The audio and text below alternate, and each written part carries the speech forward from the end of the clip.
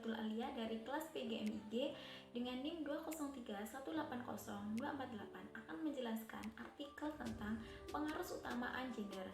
Pengarusutamaan gender memuat ada dua hal. Yang pertama, sejarah pengarusutamaan gender di Indonesia, dan yang kedua ada peran negara dalam menegakkan keadilan. Yang pertama ada sejarah pengarusutamaan gender di Indonesia. Istilah gender diartikan sebagai sifat atau karakter yang melekat pada dua jenis kelamin yang dikonstruksi secara sosial dan kultural. Memahami gender sebagai cultural expectation for women and men atau harapan-harapan budaya terhadap laki-laki dan perempuan. Gender dipergunakan untuk menunjukkan bahwa pokok permasalahan bukan pada perbedaan jenis kelamin antara laki-laki dan perempuan, melainkan pada pandangan masyarakat terhadap peran posisi laki-laki dan perempuan.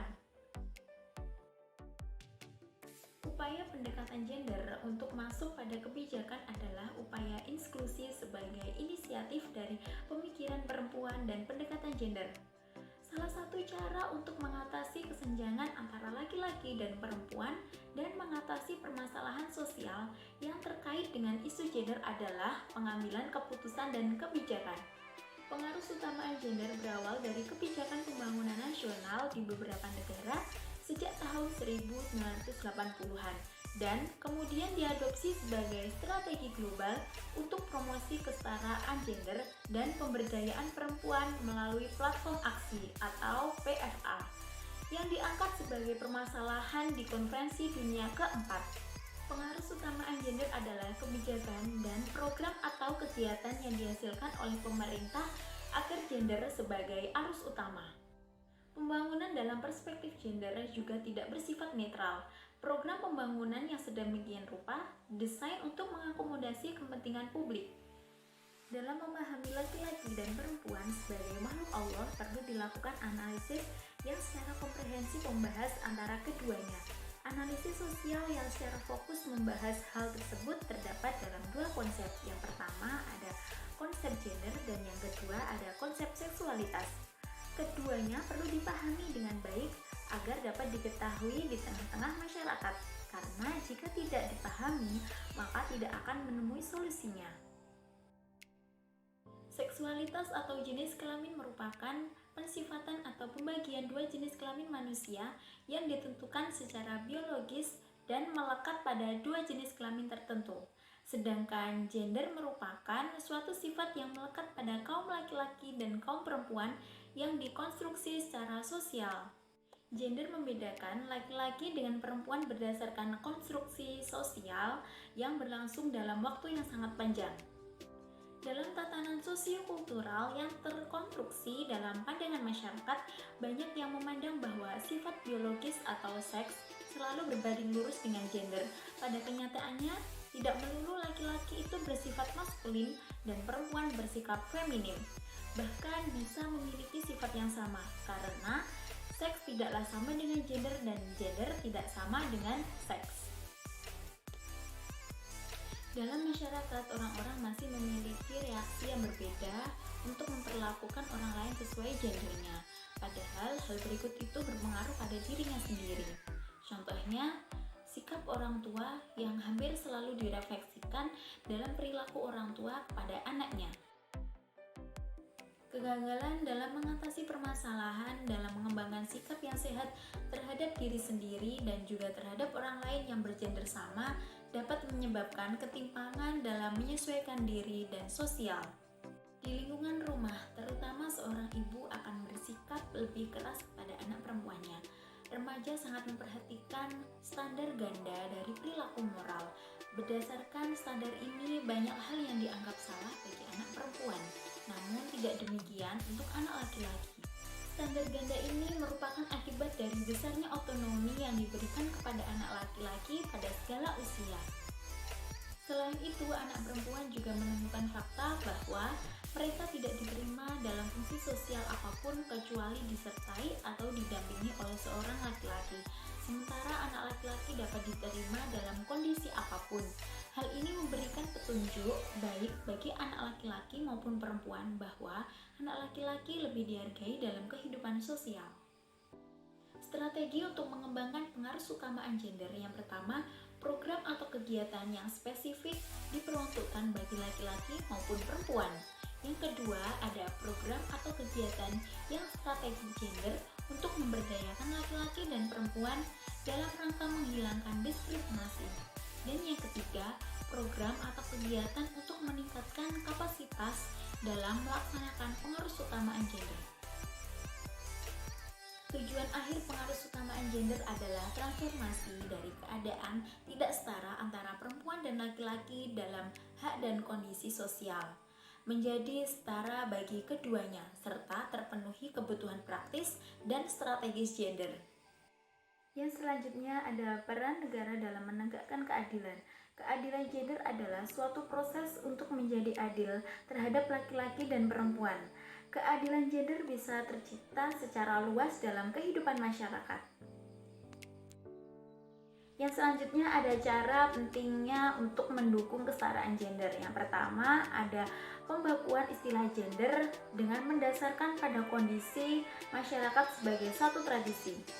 Yang kedua ada pemahaman pendekatan analisis gender yang tidak hanya sebagai pembedaan secara biologis atau perseorangan. Yang ketiga, ada pendekatan pembangunan dilakukan dengan mempertimbangkan bahwa perbedaan peran gender dan ketergantungan antara laki-laki dan perempuan sebagai sesuatu yang bisa diubah.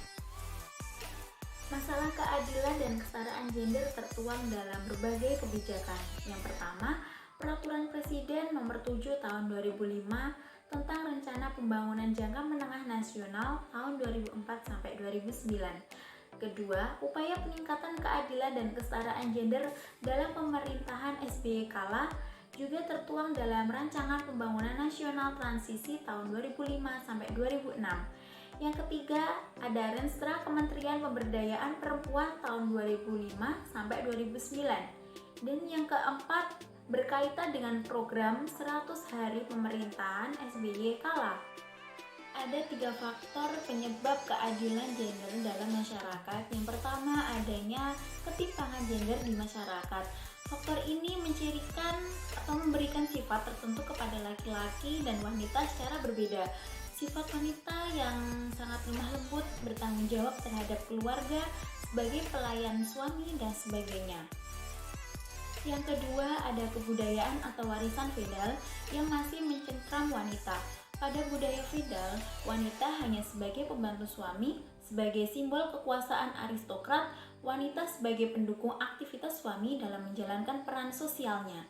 Yang ketiga, akibat adanya tekanan ekonomi berupa distribusi akses ekonomi yang meminggirkan perempuan. Secara ideal, undang-undang diciptakan dengan tujuan agar kehidupan menjadi teratur dan melindungi segenap masyarakat. Di Indonesia, peraturan perundang-undangan dan penerapannya yang merupakan refleksi dari pola pikir patriarkis yang juga akan merefleksikan pada bagaimana peraturan perundang-undangan mengatur berbagai permasalahan di dalam masyarakat. Keadilan dan kesetaraan gender adalah bagian dari penegakan prinsip-prinsip universal dalam kehidupan.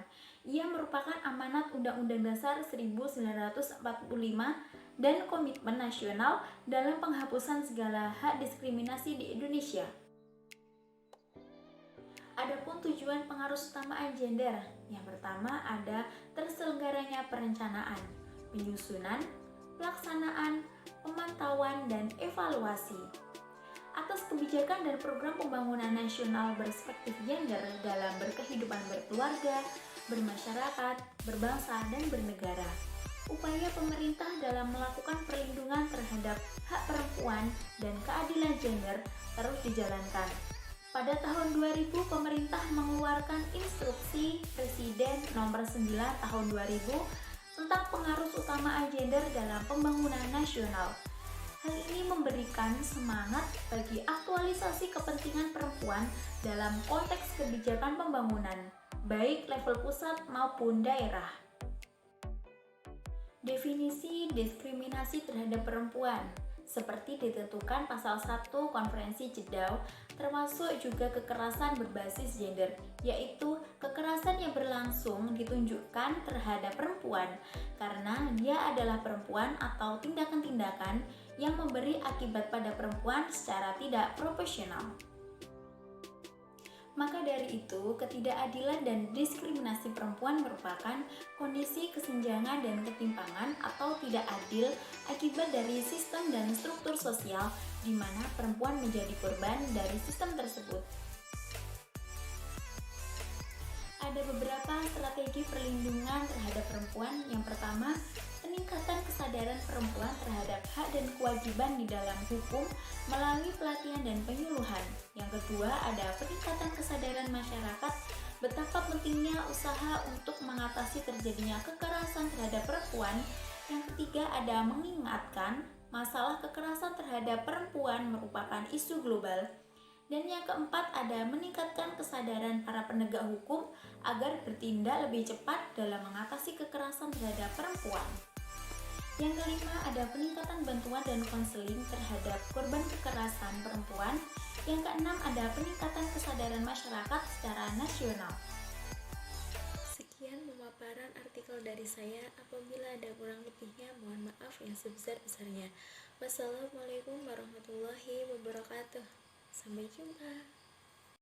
Down, yeah. I've been feeling so